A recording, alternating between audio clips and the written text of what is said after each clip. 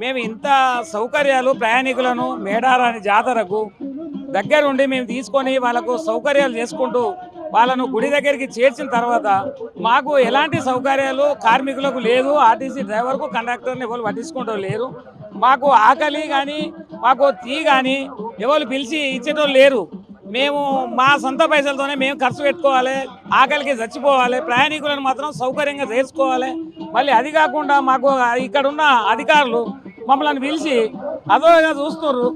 మాకు ఎలాంటి సౌకర్యాలు లేకుండా మాకు మర్యాదలు లేవు, ఏది లేదని మేము బాగా బాధపడుతున్నాము.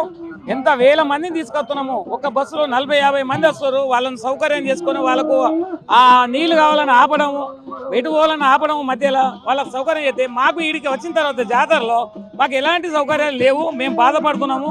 ఇంతమంది వేల మంది కండక్టర్లు, డ్రైవర్లు, కార్మికులు వచ్చారు. మేము లేనిది, కార్మికులు లేనిది, కండక్టర్ డ్రైవర్ లేనిది జాతర ఎక్కడ ఉన్నది?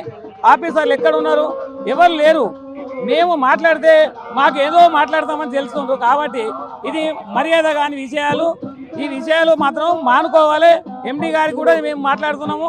మాకు ఎలాంటి సౌకర్యాలు చేసిరు కార్మికులకు ఈ జాతరలో? మాకు సిబ్బంది ఏది? మాకు క్యాంటీన్ ఏది? మేము ఏడ తినాలి, ఏడ నీళ్ళు తాగాలి, ఏడ వండుకోవాలి అనేది మాకు ఎవరు కూడా చూపించడం లేదు.